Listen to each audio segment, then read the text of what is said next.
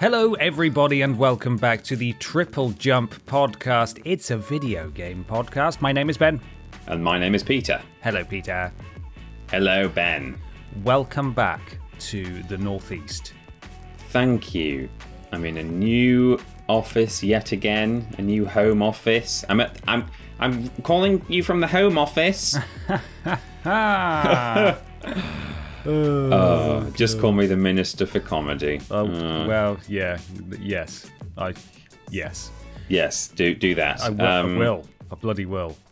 It's all good. So I'll potentially have all the all the problems, or the teething problems of a new office all over again. Yes. And then, theoretically, we'll be moving house in like a couple of weeks' time. We only came up here so we could start looking at places. Brilliant. So that'll happen again. And then eventually, I'm sure we'll be moving back to the actual office. So, it's just one computer move after another for me. Brilliant. Can't wait. Yeah. How are you? Yeah, no, I'm good. Just getting tired of this, the ambient temperature of my home, where I am trapped forever. Well, it's funny you say that, Ben, because today's sponsor provides exactly the service you require. No.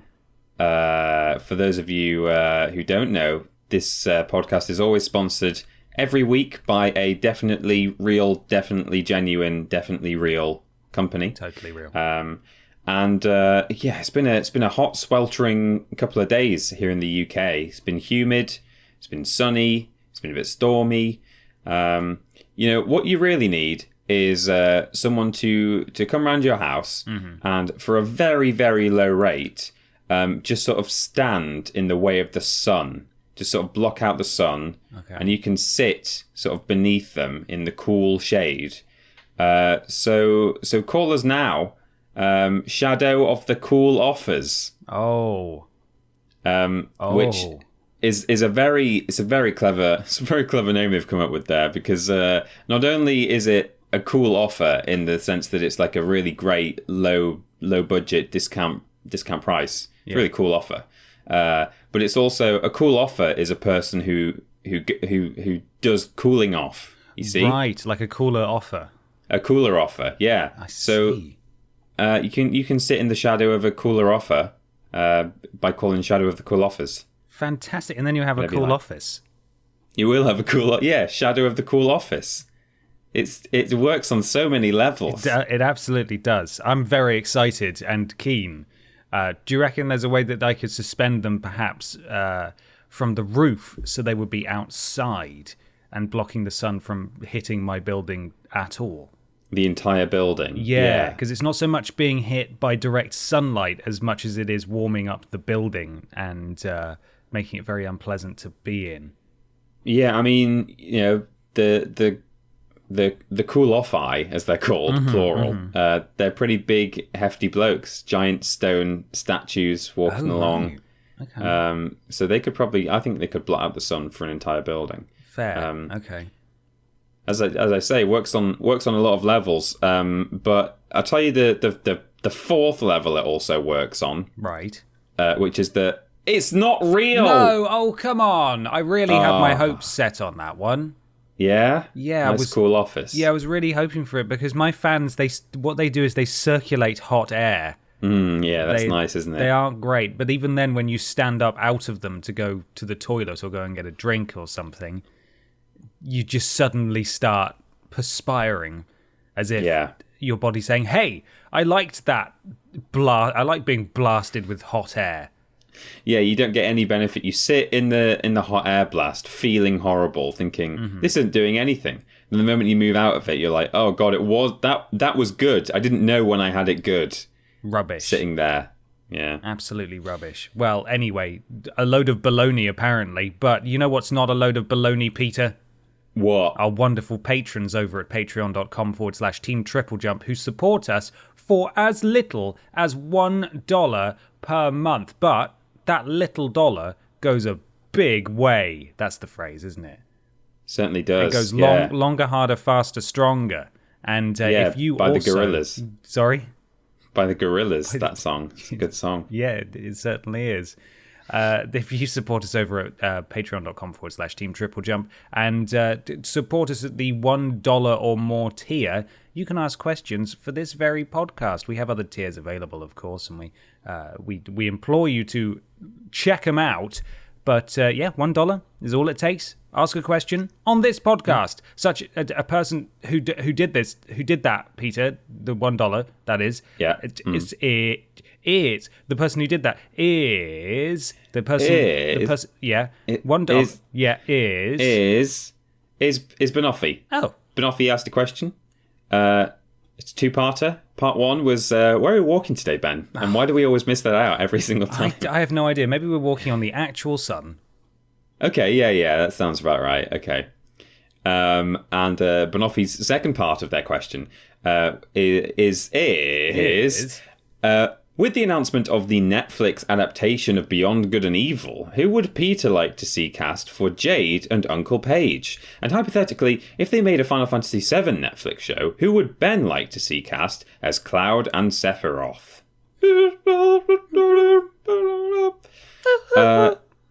This is some strange. This is some weird news. Do you know what? I don't think I've unpacked any paper yet. What? You mean your weird news device? I don't have my weird news. I don't know. I might have to use my mouse mat or something when the time comes. We'll make it work. Yeah. But this is some weird news that happened a week or so ago. I didn't expect this. Apparently Netflix is doing an adaptation. I guess Ubisoft are trying to just add a bit more hype to their universe, because at the moment, although they had a good couple of CG reveal trailers at E3 a while ago now. Mm-hmm. Apart from that, people who've not played the original have no interest in Beyond Good and Evil at all and probably never heard of it. So I think that's probably the plan here, is to throw a show out on Netflix. Got a little write-up here from Polygon. A film adaptation of Beyond Good and Evil, the cult classic 2003 adventure from Ubisoft, is in the works at Netflix from Detective Pikachu director Rob Letterman, a Ubisoft representative confirmed to Polygon. We're excited to work with Netflix on the Beyond Good and Evil feature film, and we look forward to sharing more in the future, said Ubisoft in a statement. The movie will be a hybrid live-action/animated feature, according to The Hollywood Reporter, similar to Detective Pikachu. Nice. A couple of things here. Yes. Firstly, the fact it's actually being produced by Netflix means it will happen. Yeah, because they just things being made by Netflix do actually happen, rather than, hey, we've got 20,000 directors who've signed on to the project. Yeah. Also, this, I can understand the reasoning, obviously, as you've just said, in terms of trying to build some hype, but this seems like a strange choice. Yeah, it seems like a strange choice for a film, and that's not anything against Beyond Good and Evil whatsoever. I don't mean anything by that. No, you're right. I just think as a cult game, it's a very strange choice to be adapted into an animated style live action film. Yeah, that's the thing. So although I do see the logic from Ubisoft's standpoint, they were probably sitting around thinking, man, how do we get people interested in our game or our IP? Oh, why don't we make a movie? See if Netflix are interested. I still don't understand why Netflix were interested. Like what? How did anyone actually get this sold and pitched and sold? Netflix, you're right. Netflix might have reached a point now where people come to them with money and just say, "Hey, will you make something for our IP and put it on your service, please?" Maybe so. Yeah, maybe. Because it's not even like that anyone went to Netflix with a great idea and Netflix like, oh yeah, that sounds great. Because apparently they're hiring writers for this is like, it's only just started development. It's in very pre-production stages. So it's not like someone went to Netflix and said, read our epic screenplay, and someone read it and was like, oh, we've got to make this. Mm-hmm. Someone's just gone there and said, Beyond Good and Evil game, and Netflix have gone, yeah, all right, sure, whatever. So we'll see where it goes. We don't even know for sure whether it's actually... It seems to be that it is going to... Well, I don't know, actually. I don't know if it's going to be an adaptation of the first game or if it's going to be some other thing set in the universe that maybe adds lore to either the sequel or the original. But under the assumption it is an adaptation of the original game, Fantasy casting, man, I don't know. I'm always really bad at this. I think we had a question about fantasy casting a few episodes ago, and I'm so bad at doing it. But I've got a couple of ideas, really. Mm-hmm. I think to play Uncle Page, who is the big pigman uncle in the first game, I think either actually just David Gassman, who is the original voiceover artist and has come back and reprised the role in the trailers for BG2. Because he's got a great voice for it, and it's going to be a CG character presumably, so you don't have to look the part necessarily. Yeah. Or I think John Goodman would be a great Uncle Page. Okay. Yeah.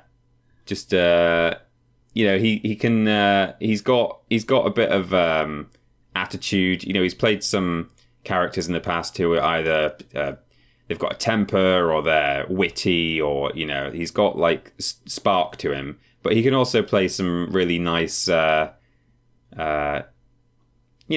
parental characters or like paternal characters. He's got heart and soul, I think. Mm-hmm. John Goodman at times.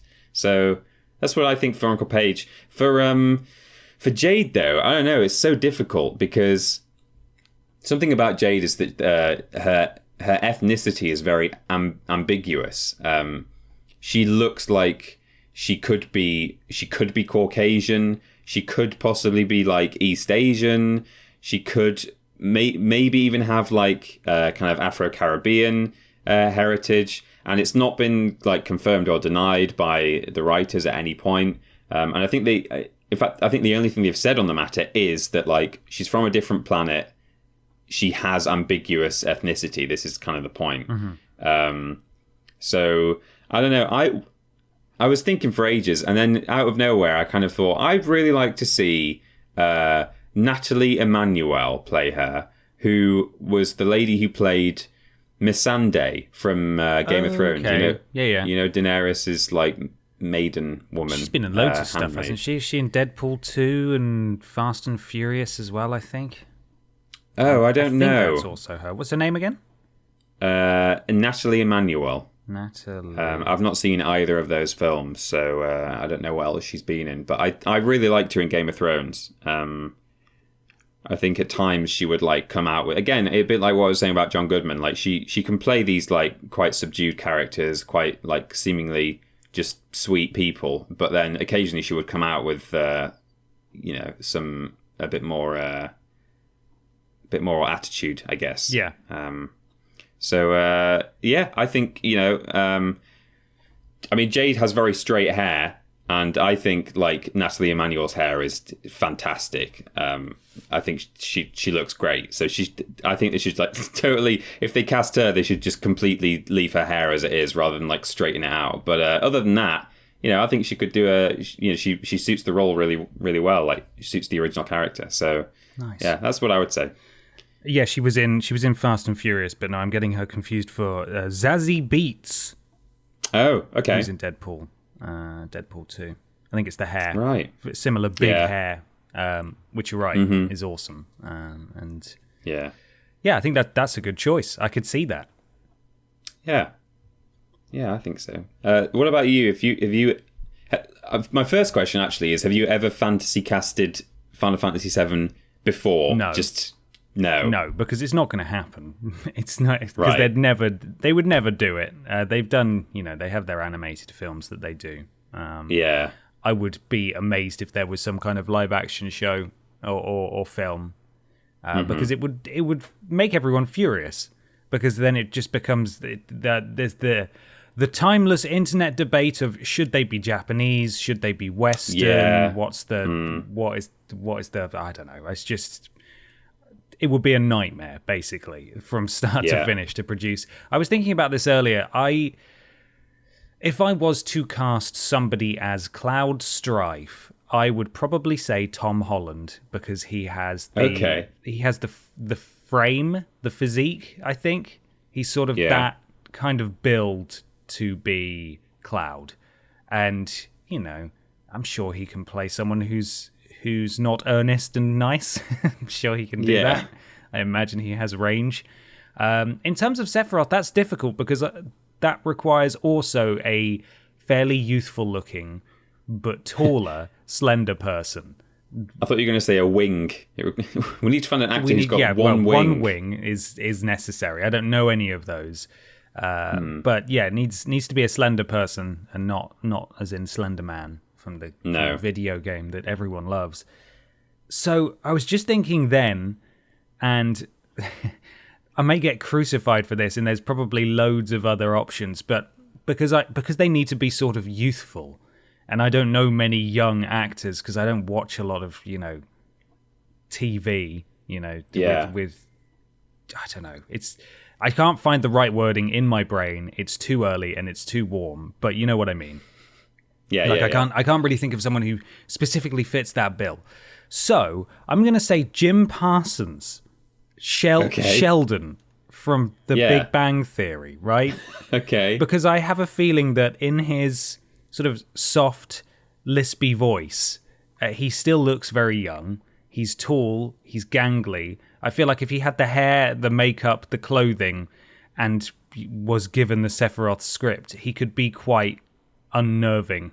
He could be... I can kind of see that, yeah. He could be quite upsetting in that role, and I think that's sort of exactly what you need. But then again, there's probably millions of very talented young actors who I've never heard of who fit that bill perfectly. So who knows? But those would be my two suggestions right now at 10:30 in the morning on this, a Thursday.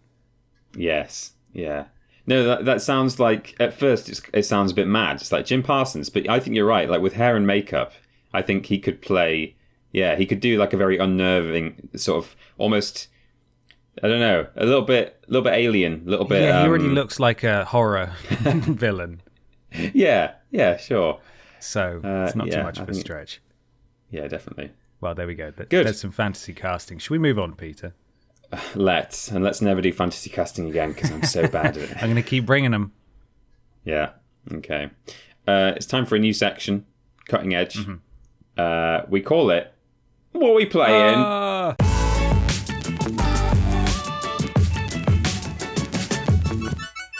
It's time for What We Playin'. Peter, what were you playing? I've not had that much time this week to play anything because I've been doing a lot of packing, been doing the move itself, been doing unpacking.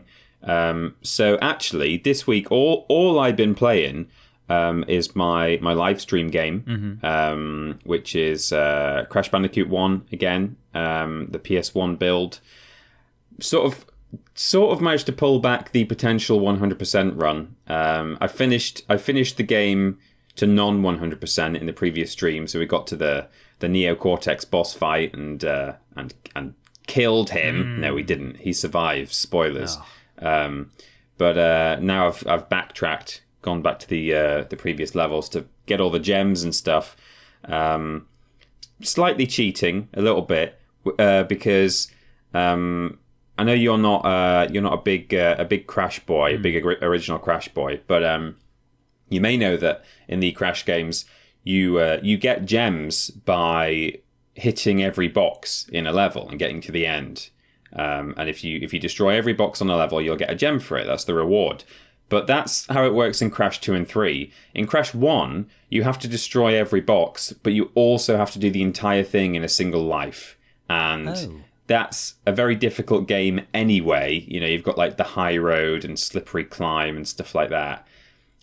So I've been half cheating in that I was making save states, but only at checkpoints. So essentially all I had done was removed the requirement for me to do it in a single life. So that's the bit of cheating that I was doing. I've been playing it in Crash 2 and 3 mode, essentially.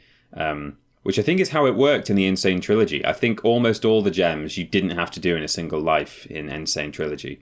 There's only one or two that were a bit harder. But so that's what I've been doing. Been cheating my way through Crash 1. Nice. Very excited, though, now to be reunited with my television and therefore be able to play my PS4 to start playing Horizon Zero Dawn. Yes, of course. It was I got it as a birthday present like months and months ago. Literally in the middle of half of the amount of months we've progressed through this year ago. Yes, exactly. And it's just been sitting there. It's still in its cellophane because I've just not had any reason to unwrap it yet. But yeah, really looking forward to playing that at long last. So hopefully this time next week I'll be able to say, what have I been playing? Well, bit of Crash Bandicoot, but also Horizon Zero Dawn. Oh my god, what a world. Yeah, so we'll see. That's very exciting. All being well. You just need to give me a shout and I'll lob The Last of Us across the river towards you. Oh my god, yeah. Do you have a physical copy? Yeah, absolutely. Oh, fantastic. Oh, well, now you've got me very excited. You need to flip a coin and decide which one first. Oh, maybe I should play that first, because I've managed to, apart from the spoilers that we got dealt ahead of time, I've not actually seen any spoilers since the game came out, which is a miracle, to be honest. Well, I'll run it over later today when I go for my run. I'll just put it on your doorstep and run away and say, it's downstairs, quick, before the seagulls get it. They've been waiting to play it. Very kind of you. Oh, fantastic. Yeah, maybe I should do that. That'd be very kind. Thank you. Poor Horizon is still stuck in that cellophane. At least take it out of the cellophane. I should do, shouldn't I? Make it watch. Yeah. And not only has it, been sitting in, not only has it been like several months since I got it, but, let's not forget that the game itself came out 2 years ago? Yeah, 2016. Oh, no, 2017, I think. 3 years ago, yeah. So it's been waiting a really long time if you consider that, whereas at least The Last of Us only came out in, this year. But anyway. It's true. What have you been playing, Ben? No, I've been all over this week, Peter. Oh, have you? Yeah. Yeah, I went on... I escaped Newcastle for the weekend, which was hugely exciting. And I went and stayed in complete isolation in the Welsh countryside.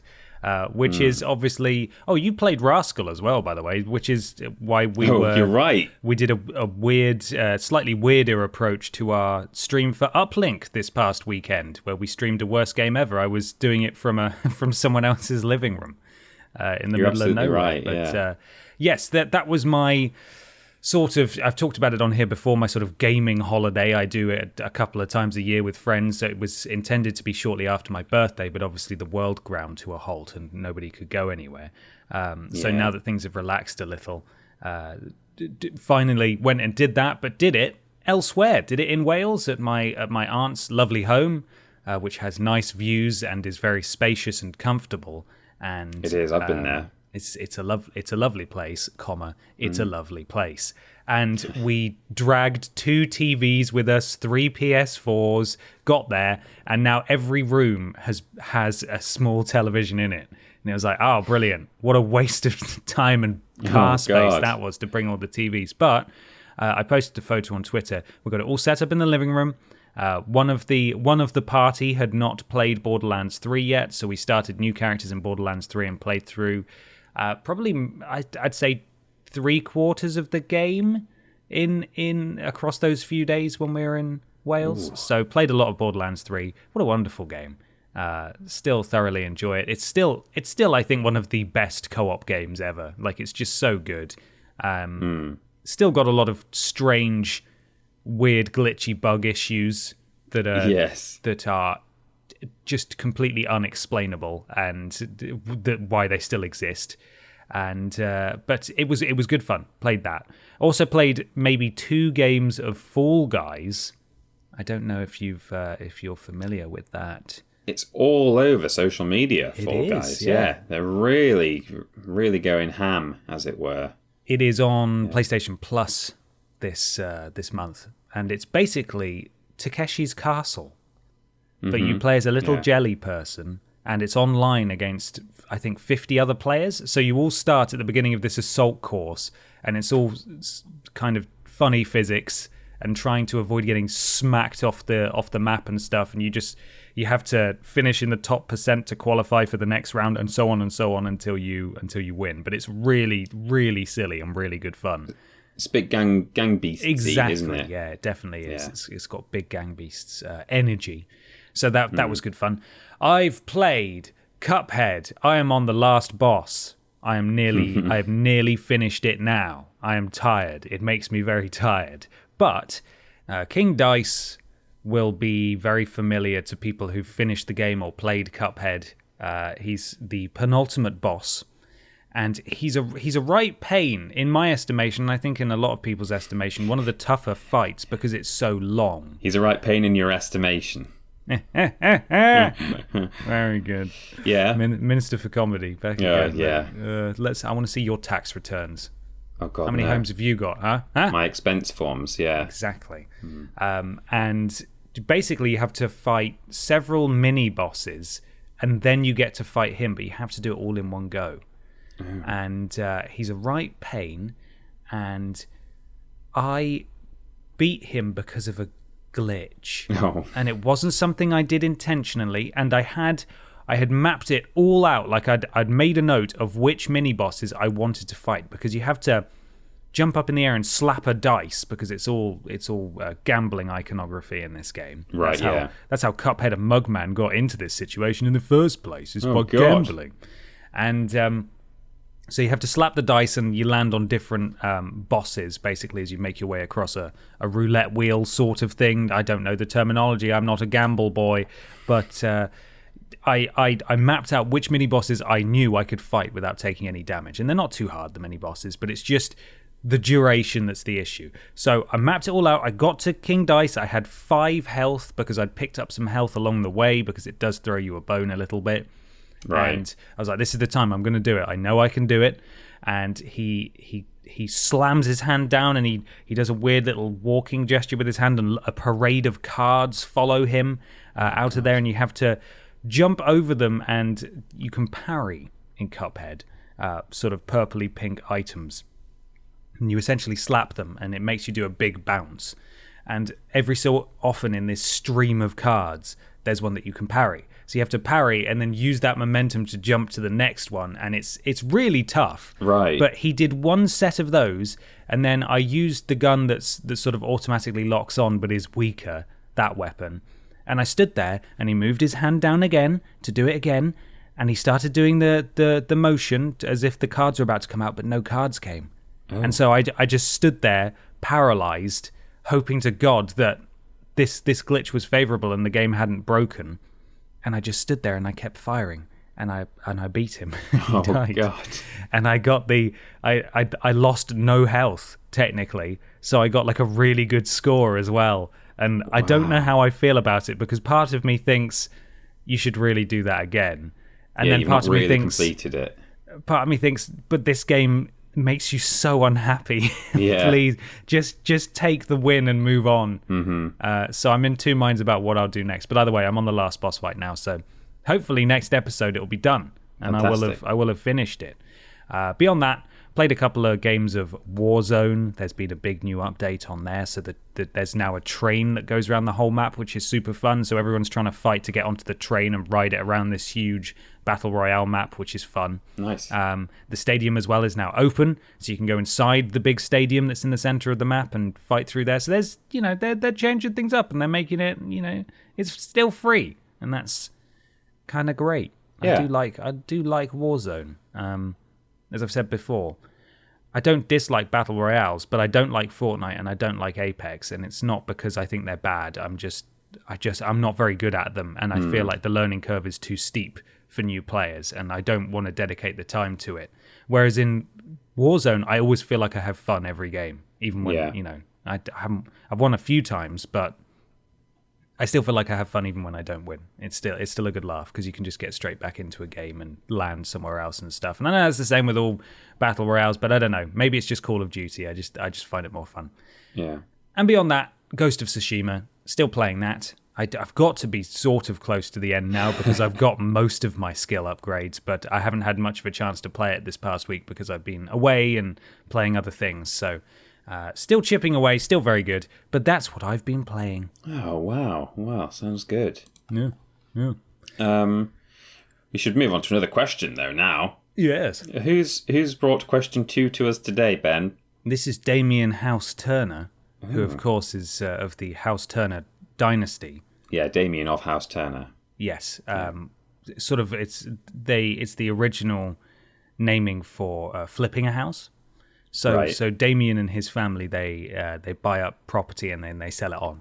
Yeah, it's an occupational surname. Yeah. Exactly. Damien House Turner. He says, "Hi Ben and TP. First off, I want to say what fantastic work you guys are doing and thank you for all the great content before and during the world burning." Very welcome, David. Thank you. "What is the greatest act of kindness you have encountered online? Mine was my headset broke and a fellow gamer I had only played a few hours with bought me a new one that cost nearly £70. A true, genuine, nice person on Xbox of all places," he says. Wow, that is very generous. That is, yeah, definitely. I was trying to remember trying to think for ages what I was going to say to this question because I couldn't think of necessarily any big significant gestures. I could think of lots of nice little things that people have done before, but I was trying to think of anything like that. And I remember this isn't something that happened to me, but I used to, in my very, very early days of doing YouTube videos, there were a couple of people that I would occasionally just make gameplay videos with, back when I was getting like 100 views on my channel or whatever. So it was like a very tiny group of, there were probably only like a dozen or so of the names that always came up in the comments. And it was like there was a tiny little community, a micro community. And the guy who one of the guys I used to play games with on YouTube, we were talking we were playing Minecraft actually. And in the video, we were talking about how he'd always really wanted to play Portal and Portal 2, but he'd never got round to it. And he was like, "Oh yeah, I'll have to get him on Steam at some point." But I don't. I think he was a student at the time, and he was like, I can't spare the cash, so that's something that I'm looking forward to when I graduate and get a job or something. And it turned out, as I spoke to him after the video had gone out, someone had messaged him on Steam and just said, "Hey, I'll buy you I'll buy." I don't know if it was is the orange box even a thing on Steam or not, but in any case, he ended up with a copy of Portal 1 and Portal 2. Nice. Just bought by someone who was watching our videos, and it wasn't.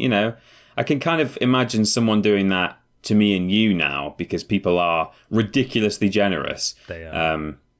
And if you have a big enough following, a big enough community, there's going to be someone out there statistically who is both very generous and maybe has the expendable income as well that allows them to make such a gesture. But it was so strange to experience that as just, some guy who made a bit of, a few gameplay videos on YouTube, and there were like a handful of people, and in that tiny sample size, there happened to be someone who was that way inclined. It did blow my mind at the time. It was lovely. Yeah.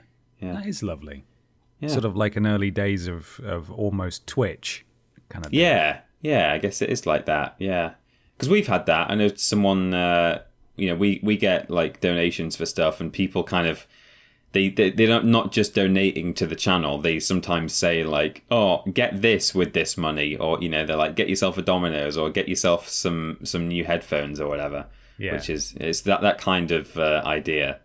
Yeah, it's true. It's you should see our monthly company sort of expenditures. It's like wages, £20, Domino's, $3,500. Yeah, because we can't not get Domino's with all the Domino's money that people send us. Absolutely. In fact, most of our money is earmarked for Domino's. That's what it goes. Where it goes. Domino's $3,500 and toilet paper $7,000. Yes, but most of that is importing it from countries where they still have toilet roll. Yeah. That's it. No, toilet roll's fine now, right? It's been fine for a while. Yes, it's all good. Definitely. I saw a toilet roll meme yesterday, and I thought, "Oh yeah, get with the times, old man." That was like 3 months ago. Come on. Yeah, so out of date. Goodness me. What nice acts of kindness have you seen on the internet, on gaming? I have had a similar situation where I was talking on a podcast at the time. I was playing Batman Arkham Knight, and I needed one more trophy for the platinum. And that was some stupid free flow combat trophies, and they're always the worst ones in the Batman Arkham games. And this one involved in a particular stage, or it may not have been in a particular stage, but this was the easiest place to do it. Basically, keeping up a free flow combo, so without getting hit and without waiting too long, before hitting someone else to break the combo. In that, you had to do every single one of Batman's moves. Every single one. Every single attack variant, including environmental takedowns by throwing stuff. It was ridiculous. It was so hard. And I think there were like 24 moves or something you had to do in one combo. And it's just like, no, why would you make me do this? I've already got every bloody Riddler trophy. Yeah. Why are you now punishing me with this test of skill? I've given you my time. Is that not enough? So I was complaining about that. And one of the listeners reached out and said, oh, I'll do that. I'll do that for you. I've got that. And so using SharePlay, in the early days of SharePlay on PS4, and SharePlay, if you're not familiar, is where you can pass the controller to one other person who connects directly to your console, basically. It's like a one-way stream. So you're streaming your gameplay to one person, but then you can give them control and they can play. So it's very clever, and it's a really cool system, and I hope it comes back for PS5. But did that. It was the early days of SharePlay anyway. I think I was still living at my parents' at that point, and I was living in a garage, and my internet was not good out there at all. I was so far away from the router, so the connection was probably awful. And this guy connected, and there is latency inherently when you connect over that sort of thing anyway. There's always going to be latency, so I can only imagine how challenging it was. But basically, I just sat down and just went on my phone for a bit and looked up, and I had a message and just said it's done. And I was like, what? I didn't even hear it. And I checked, and I had the platinum trophy, and this guy had offered to just help me out. I think his name was Tyler. He was in Canada. And I went online and I bought him some Canadian PlayStation Network credit and sent him the code just as a thank you. That was awesome. So I now have that platinum, and I didn't entirely earn it myself, but I feel like I did. I put the time in. Thanks, Tyler. Thank you, Tyler. There we go. If there's anyone listening called Tyler, it might be you. You're welcome. Hope you enjoyed that sound clip. Peter. Yes. Getting someone to help you out with a trophy, that's a bit odd, isn't it? Just a minute. It is a bit odd, we're just receiving. Yeah. Okay. I don't think this is gonna. It's not give us a sound test. It's not. Hey, that's good. That scratching noise was good. Yeah. I'll do that then. Okay. I won't thud it against the desk that my microphone is sitting on. That's probably not a good idea. It's time for Weird News. Weird News.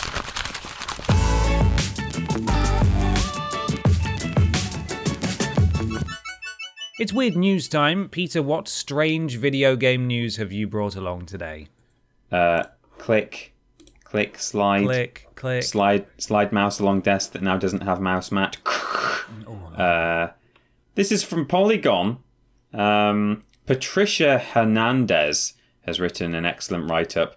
The latest installment in one of our Weird News regulars. Mm-hmm. Do you want to have a guess as to what game it might be? Is it Red Dead Redemption?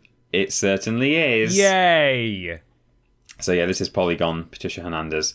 Red Dead Online is so broken right now, you can't even shoot. I thought it was going to be a slightly different one, because I saw one on Kotaku that says players think that the latest update has made their horses more stupid. Oh yeah, I mean, so the headline is you can't even shoot, but the subtitle is no animals, no NPCs, and many other glitches. Oh my god! So this is a collection of all the issues plaguing the game at the moment. The first sentence in the article uses the word ameliorate, which I'm hoping I'm saying right. Yeah, that sounds correct. Yeah, okay. We'll just go with that and hope that the comments don't spontaneously combust. A recent Red Dead Online patch meant to ameliorate some issues with the Naturalist update has instead completely destabilized the game, according to players who are attempting to load into the Wild West right now. The issues are vast, some plaguing the game in the past and some completely new.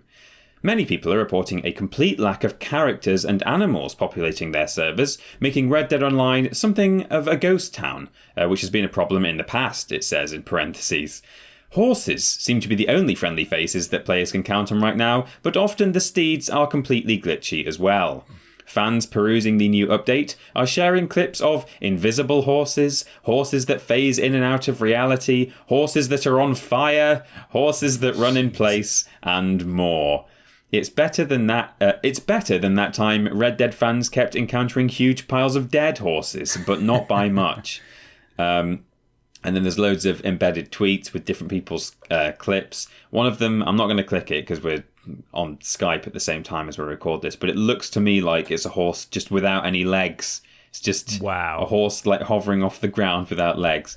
So there's loads of those. You scroll down a bit. Some players say they can't even shoot right now, depending on what you're aiming at, which makes it impossible to complete quests or specific roles. Then there's loads more footage of people not being able to shoot or atting Rockstar Games saying, why can't I shoot in your rubbish game? Then, though, it goes on, and this is really weird. I don't know why this wasn't the headline. Okay. Perhaps the funniest, if not weirdest, issue fans are encountering right now is the sudden inexplicable appearance of a bald man. There are no NPCs except for this bald man in some lobbies. Sometimes he seems like a real person, and sometimes he's like a translucent ghost. Nobody can explain it. And then again, loads of screenshots and videos of a really creepy-looking bald guy. Oh, I can't wait for the creepypasta to come out about the bald man. Yeah, because sometimes he's see-through. He looks like a ghost. He is actually translucent. And he's got sort of a strange facial expression.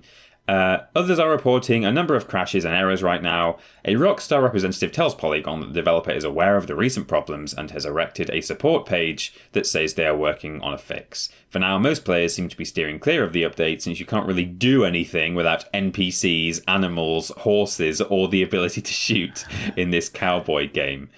Update. This story has been updated to add comment from Rockstar. Here we go. Wow. It's all going well over there right now. Yeah, it's all going great. It's a problem. It's such a shame, isn't it, that every time we check in with Red Dead Online, it's because something strange has happened or something. Yeah. You've got to assume that people exist quite peacefully carrying soup across the map in between these moments where, I mean, presumably they can still carry soup, correct? Well, I guess so. It didn't mention that there's a problem with the soup carrying mechanic. Well, there we go. Not sure. We go. Yeah. That should be fine then. The interesting thing is, I think maybe 2 or 3 podcasts ago, we said, poor old Red Dead Online, they're never going to get anything other than more glitches. Mm-hmm. You know, they're not going to be given any DLC. Then the Naturalist expansion came out. Yes. I saw the trailer for that on YouTube. I was like, oh, good for them. They've got new content. But lo and behold, it's now just broken the game entirely. So you can't even play the old content either. Poor old Red Deaders. Have you got some weird news there, Ben? I have. I certainly have. It's from Kotaku and the editor-in-chief of Weird News, Luke Plunkett. Luke Plunkett, of course. Sniper Elite's board game has a Hitler shot in the balls miniature. Okay. Right. Of course it does. Sending it to you now on Slack. There he is. You know me. I love any game that allows you to... Oh, goodness me. There he is. Look. You see him? Teste-kill mini. Yeah. I like it. That's it. Like every other video game ever made that has sold more than 4 copies, Sniper Elite is being turned into a board game and sold on Kickstarter. Jesus, Luke. Just absolutely dripping there from Luke. And if you pay a little extra for the deluxe upgrade kit, you get a plastic miniature of Adolf Hitler getting a bullet in the old meat and 2 veg. Which, in case you missed it, is a key feature of the Sniper series. The game itself sounds cool in the way that only board games can manage, where simply listing the premise and setting is enough to get people excited. I don't think Luke really likes board games. No, I get the apparently impression. not. One player gets to be the sniper while up to 3 others control the German forces. The sniper gets to sneak around the map unseen while the Germans are trying to find him, protect targets, and or in a worst case scenario, prevent the sniper's escape. This being Kickstarter, the more you spend, the more stuff you get, and so while the basic box looks fine, the Hitler figure above is joined by all kinds of fancy special miniatures, upgraded tokens, and expansions if you're willing to go above the minimum spend. So, yeah, one of them is just a plastic miniature of Adolf Hitler clutching his gentle nuggets and looking upset about it. Well, the big question is, so did you say, is this tied to a specific Sniper Elite game, or is it just the Sniper Elite I think it's just, I mean, the embedded video is Sniper Elite V2, Hitler shot in the balls, because I played the Sniper Elite 3, I think, whichever one was out on PlayStation Plus last year, and I don't think Hitler was in that one, because it was in Italy, I believe. I'm not sure. I think... and I'm only looking at a Steam page here, but from what it's saying, I think Hitler was in Sniper Elite 3, but it may have been DLC or something. Okay. That might not be true.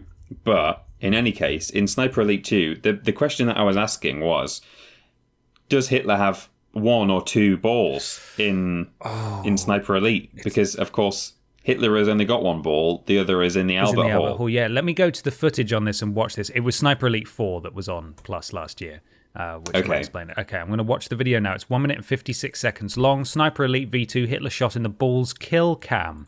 Let's just skip through it until he actually does a shoot in the knackers. Oh, you gonna show me it in slow motion? Okay, it doesn't really go into the gratuitous detail I was hoping. Oh, hang on. I can tell you with certainty that Hitler has only got 1 ball. Really? In Sniper Elite 2? In Sniper Elite V2, Hitler appears to only have 1 testicle. I'm now on the Sniper Elite wiki, the Adolf Hitler page. Yes. The trivia section. The first bullet point. Hitler is believed to have only had a single testicle. Shooting him in either Sniper Elite V2 or Sniper Elite 3 will reveal him to have 2, although he'll only have 1 in Sniper Elite 4. Oh, so he is in 4. Okay, I'm confused because in this kill cam, there's clearly only 1 testicle. Oh, so goodness me. I mean, we'll have to go to the scientists on this. Scientists, please tweet us at Team TripleJump, at that Peter Austin, at confused_dude. Let us know. Because as much as Luke Plunkett provides an invaluable service to us here at TripleJump doing the weird news, I would like to just call him out when he says meat and 2 veg, because it may well be meat and 1 veg. Meat and 1 veg. Yeah, absolutely. We need more information. That's really what I was hoping to get from this article about a plastic miniature for a board game. And if you cut it open, how many balls are inside? We've been let down. Yeah, well, there you go. If you're interested in that, you can get a miniature Hitler getting shot in the balls thingy. Miniature. Yes. The teste-kill mini. That's what it's called. That's what it's called. Celebrating one of the greatest hits in video game history. Very nice. What, Hitler? Or is that who they're referring to? I don't know. Or if it's a double entendre, maybe. They're talking about not only Hitler, but also, it's a hit, like an assassination. Yeah. Not entirely sure. Who knows? Let's move on, Peter, to another question. It's from Danielle Murray. Danielle says, "Hello, boys. Following on from last week's nostalgic episode, have your preferences for certain games changed as you've got older? Has what you want from video games changed as well? For example, my husband, yes, we're married, used to be a stinky cod boy, but now, let me just move the Skype thing out of the way. God. The overlay. Used to be a stinky cod boy, but now prefers playing games to have fun with his friends. And I used to love platform games, whilst now I'm more drawn to more open world style games as I have aged. I would love to know your thoughts on this. Please keep up the good work." Thank you, Danielle. Thank you. I definitely used to play more FPS games when I was younger. Used to be a stinky boy. That's FPS pronounced phonetically. For pod's sake, right? That's what it stands for. It's no secret that I'm a big Halo fan. Used to play a bit of Call of Duty, but only at friends' houses. I've never owned a COD game. Actually, no, I tell a lie. I had Call of Duty 2, which I really enjoyed. That's a great game. Is that the big red one? Or is that a different one? No, well, that's, I think there's a spin-off called The Big Red. It's like Call of Duty 2, The Big Red one for PS2. I always thought that was a very funny name. Yeah, but on 360, there was just Call of Duty 2. I think it was on 360. It is, because I've researched it for a video. Oh, there you go. It's real, and it's true. Really good game. It's quite different, like in comparison to where the series has gone now. And I don't just mean the time period, because it was World War II, but like it's very, very different. But really good game, and good story, as they always are. So Halo, COD 2, of course, Time Splitters, which is no longer with us. I even used to play stuff like Serious Sam and things like that. Black on PS2, that was a really good FPS. Yeah. But I've not really played any FPS apart from maybe if we've done stuff for work, for videos. I've not played an FPS for years, as far as I can remember. Yeah. Oh, well, I mean, I've been playing Halo on stream, actually, but that's true. Certainly not on console. I've not played a console FPS for years, I don't think. And also, I think when I was younger, I used to play PC games a lot more, just generally. And I was quite into like management games or strategy games, like top down. There's a whole city underneath you, kind of those sorts of games. Stronghold and Theme Hospital and that kind of stuff. But not playing so much of that now. Again, apart from occasionally revisiting things for streams and YouTube videos. So I guess in place of that, I probably enjoy very narrative heavy stuff a bit more now. And I'm not talking about action adventure, Uncharted, Last of Us kind of stuff. I've always enjoyed that and I still do. But even, the games that me and you have played together on the joint Blaze It streams, the Dwavid games, I never thought I would enjoy those. And that's why I'd not played any of them. I've just sort of avoided it thinking, not going to be one for me, I don't think. And then when we played the demo for Detroit Become Human, wherever we were, EGX, I think, yes. I thought, man, I can see the appeal here. And I'd been watching a few walking sim games as well on YouTube, which of course are very narrative heavy and gameplay light. And since playing those on stream, I definitely see the appeal now, and I can enjoy that a lot more. It's not made me play them in my own time yet, but that's partly because I don't play that many video games outside of work anyway. But certainly I can appreciate them a lot more as I've aged. So that's probably how things changed for me over the years. Nice. To be fair to you, in regards to FPSs, I think they're just far less prevalent than they used to be. Oh, definitely, yeah. If you're not going for Call of Duty or Battlefield, you couldn't move for them 15 years ago. They're just, I think a lot of people are making, I mean, there are, as we've discussed before, there are far fewer AA studios than there used to be. You're either big AAA or indie. And there are certainly indie shooters out there, but I think indie developers are now able to take bigger risks because they're independent and they can make, more interesting experiences than just Gunman. Well, I've also just realised I'm a massive liar on that count as well, which is pretty much a full house now of every claim I've just made, because I played loads of Battlefront, didn't I? Which I've just remembered is an FPS. You did, but it's also a third-person action game when you're playing as a lightsaber person. So, and you can play it all in third person, so it's not strictly an FPS, so it still counts. Just about. Technically, actually. As for myself, I don't know that my tastes have honestly changed that much, because I grew up with Final Fantasy VII, which was a grand RPG narrative experience, and I've played games over the years. Certainly in my formative years, I was a big fan of Spyro 3, Year of the Dragon. But I haven't touched a platformer or a collectathon since, really, not at all. On the PS2, didn't get into Ratchet and Clank or Jak and Daxter, and I enjoyed the Reignited trilogy very much, but I haven't really touched those since then. So I suppose actually that is a change, is that I haven't played those kinds of games since then. I also love Tony Hawk's Pro Skater. Tony Hawk's, is it Tony Hawk or Tony Hawk *S Pro Skater? I think it's Tony Hawk's Pro Skater. I've always called it Tony Hawk's, but I'm not sure. Yeah, Pro Skater 2 on PS1. I loved that game. I was absolutely rubbish at it though, and so I never really played any of the other Tony Hawk's games since then. I enjoyed Underground a lot. Did you?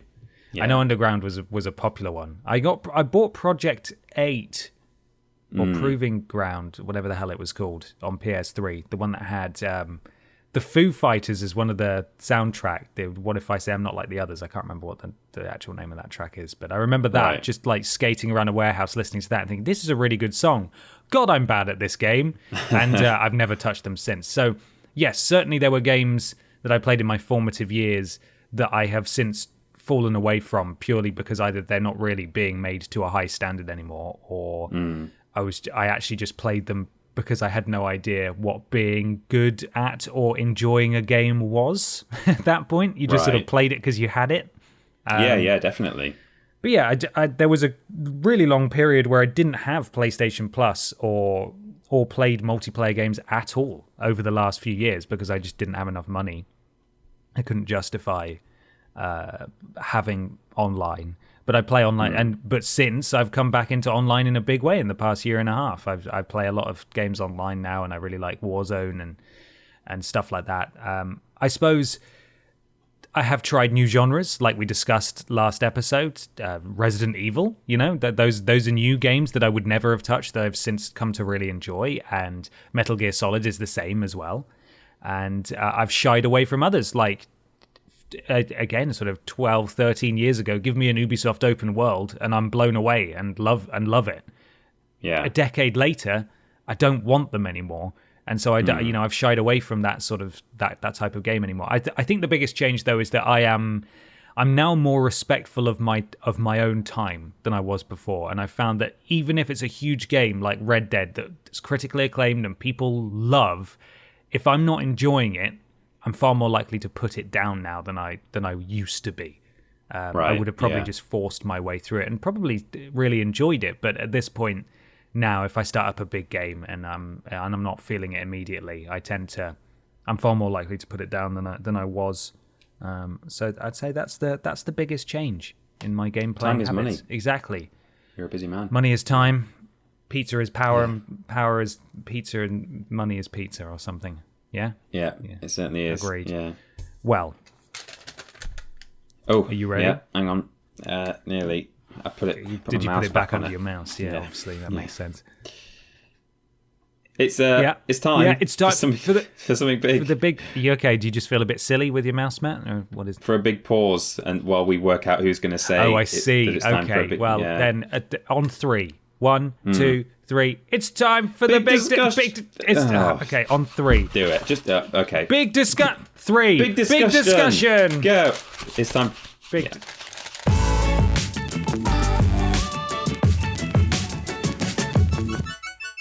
It's big discussion time, Peter. It is. Sorry, I was just putting my mouse back down there. Okay. Yeah. This week we get a big discussion from Ginny. Now, Ginny, I have translated what I believe her question to be because it's a little unclear. I'm not sure if you read through it. I have, yes. I don't know if you agree with me that perhaps the meaning of the question it's a little lost in translation in there somewhere. So I'm going to read Ginny's question and then I'm going to read what I assume it means. This obviously, Ginny, please don't take this personally. It's a really good question. I just wanted to make it perfectly clear what it was that you were meaning. And I hope I got it right as well. Let me know if I got it wrong. Ginny asks, once again, I'm asking you boys in regard to my ongoing debate with my co-worker. Here is our most recent debate. If Microsoft has enough of the third party, then it could be enough for xCloud. Yes, I need my God of War and Tsushima and Horizon, but Red Dead is free on Game Pass right now. It is on par with the others.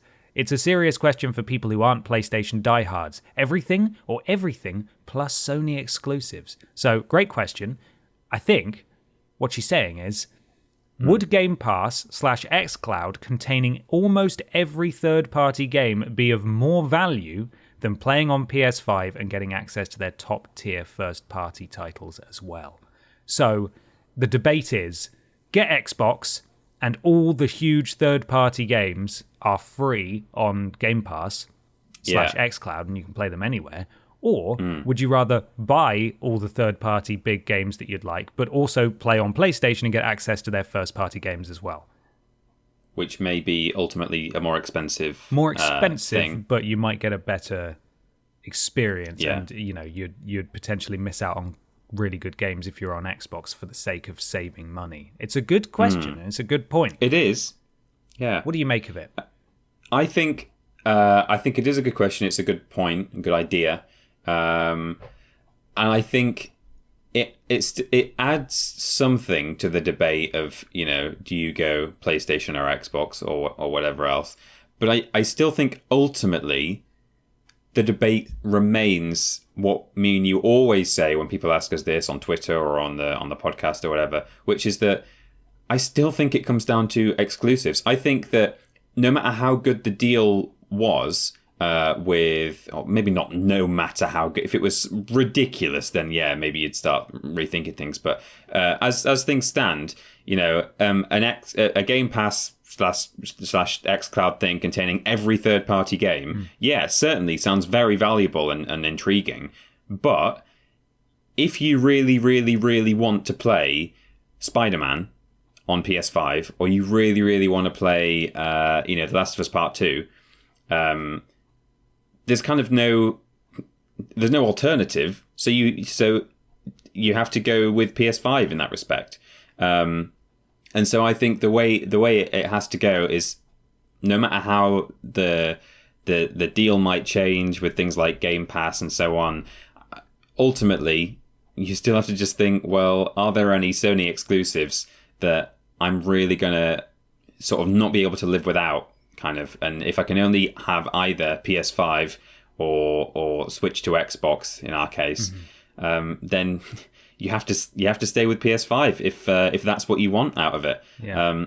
As I say, it definitely adds a new thing to consider. That hypothetically, if all the third party stuff was available on Game Pass, but yeah, if you want that Spider-Man or whatever else, then PS5 has got you. It's got you good, I think, and fair enough. That's the whole point of having these first and second party studios.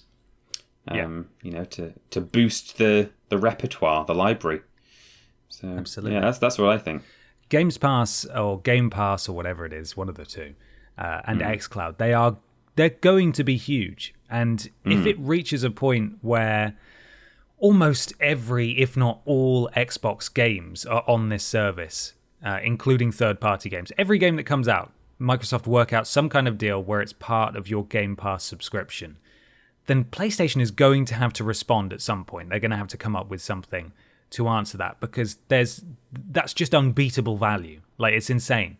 And you're right, the exclusives, I will always go for the PlayStation exclusives, and I'm very familiar with the PlayStation ecosystem, and I like playing games on the PlayStation platform, which is why I will continue to do that regardless of the quality of value for money that Xbox might offer. But if the average person is told that they can get almost every game for a monthly price, then surely they're going to go for that.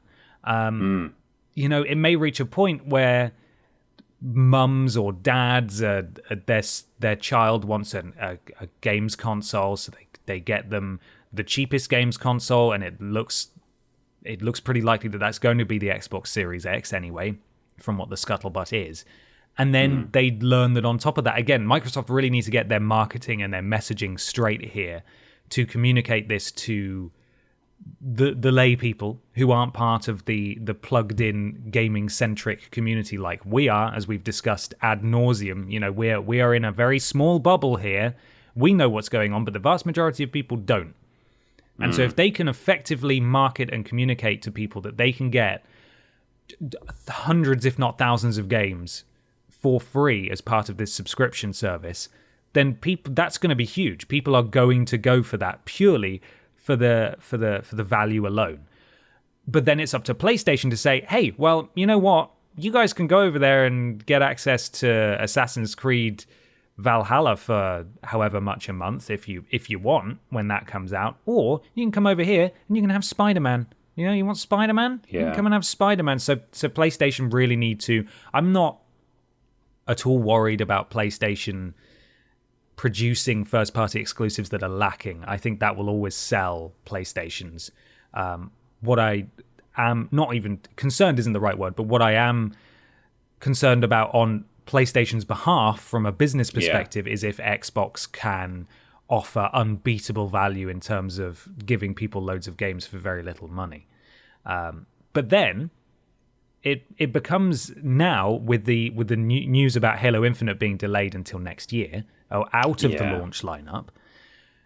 Is it going to be about the long game for Xbox at this point? Because day one, Game Pass having Halo Infinite on it is a huge selling point for the Xbox Series X. And even if it wasn't on Game Pass, having Halo Infinite in that launch lineup day one is the big system seller. Yes, there's going to be some great games in there, I'm sure. We've seen the game showcase so far, but none of them are anywhere near the caliber of Halo.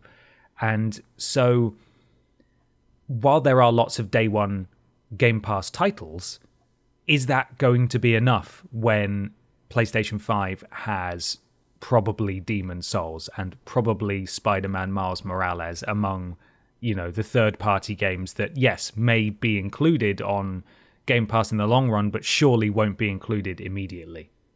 Well, and also the stuff from the tail end of the PS4, that will just carry over to PS5. Yeah. So Last of Us Part 2 and so on and so forth. That's true. You've got to imagine there'll be enhanced versions, even though you can play them. Surely. You can get your enhanced versions too. But very quickly, let's talk about Halo Infinite in that vein, because I'd like to get your thoughts on this too. This comes directly from studio head Chris Lee.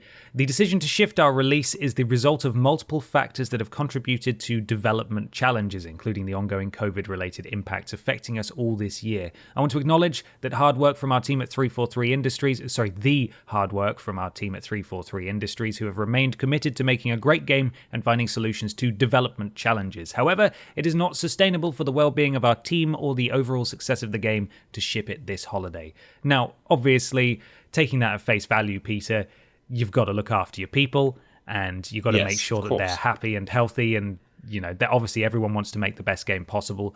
However, do you think that this has to tie in some way to the somewhat negative reception and reaction to their showing at the recent Xbox event? Without a doubt, I think for sure, So they're saying it's COVID-related impacts affecting development this year, and there might be some truth to that in the sense that they think that the issues with the quality of the game, from what we've seen so far, may be as a result of impacts to the workflow that they've had over the past 6 months. But whether or not it really is because of COVID, ultimately, I think it's even been someone from Microsoft or 343, I can't remember who it was, basically said publicly, I think it might have been in a tweet, that graphically it's not actually acceptable, is it? Or kind of, they saw the backlash to everyone's new favorite Monkey Man, and I'm sure there was some statement from a high up person saying, it's not really, it's not okay, actually. Okay, sorry. And now we've got them saying we're going to push it back. So, to me, it just sounds like they have decided we need to spend more time on it. And we can't do that without either pushing our staff to breaking point, which we're not going to do, or moving the release date. So, to me, that's what this is. Whether COVID specifically had an effect remains to be seen. It may just be that they kind of thought what they were doing was acceptable, because the game's been in development that long. It may just partly have been because it's been a long time coming, and we've seen from I know it's a much worse case, but something like Duke Nukem Forever, if you have a game in development for much longer than first anticipated or intended, then that can obviously really hamper the overall quality of release. So they put this product together, showed it off, a lot of online backlash, and now they've thought, oh man, okay, we've got to change this. So whether it was COVID or not, I don't know. But yeah. I saw a great article on Push Square about how the ball is very much in Sony's court now to not drop it, because assuming that both the consoles still come out at the end of the year, assuming that happens, and God, they are running out of road here to talk prices and release dates, because people need to be prepared. Sony is currently standing there with a roster of very, very big announced PS5 exclusives. Some of them have been confirmed to come out next year. Some of them have been confirmed to come out the year after. But certainly there's at least a couple that you would imagine are ready to go at launch. And as long as they get the messaging, and it's all about the messaging and the marketing, it seems, but as long as they get it right, and as long as they're able to shout about, hey, PlayStation 5, day one, play Spider-Man, you can do it, then Microsoft is going into it without their biggest game. And at that point, I wouldn't put it past them to push the console's release to make sure that Halo is ready, because they need to get this generation started on the best foot possible, and they built up a lot of goodwill with Game Pass and its value. But if you don't have a tentpole game to launch with, then that's not going to be good. It's really not going to be good. And tying that back into Ginny's question, I think certainly talking about the immediate value for money proposition between Game Pass and, having to pay for your third-party games as well as getting PS5 exclusives, I would rather the latter. And I know we've already said that you and I would prefer PlayStation for its exclusives anyway, but if I had it explained to me, hey, you can get all these games for free as part of your subscription, or you can pay for the games that you want, but you also get access to these, you can also buy these amazing exclusive games as well, I'd go for PlayStation. Halo Infinite might be enough to tip people towards Xbox if given that question, but personally, I would go for PlayStation if there's going to be no Halo. I don't know if it's worth just delaying the console as a result. Yeah, you might be right, because you have to hit the ground running, as you say, at launch. You really need some big stuff to push it. I've just found this is probably what I was thinking of. This is apparently a write-up from NME.com, which unexpected, but halfway down this article, 343 Industries also acknowledged that it's seen the breakdown, as in the breakdown of what was revealed in the trailer, and recognised it has a lot of work to do. We've heard the Digital Foundry assessments, the developer stated. In many ways, we're in agreement here. We do have a lot of work to do to address some of these areas and raise the level of fidelity and overall presentation for the final game. While some of the feedback was expected and speaks to areas already in progress, other aspects of feedback have brought new opportunities and considerations to light that the team is taking very seriously and working to assess. So they know they've got a lot of work to do on the fidelity of the game. That's direct from 343, according to NME. God. Well, we will continue to watch the situation with interest as this continues to be one of the strangest next generation console launches. Yeah, it is, isn't it, really? It's very in these unprecedented times, as everyone says. Absolutely.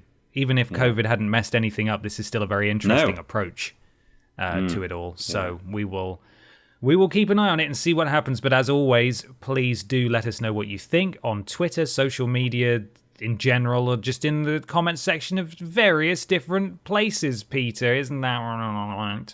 Yes, you can comment and chat during and beneath all of our content on youtube.com and twitch.tv/Team TripleJump, where we post videos and do streams. Those streams are moderated by Lord Rotovich, Cecil Prumps, Madsterdactyl, and Trialing Badger, doing excellent work. Thank you all.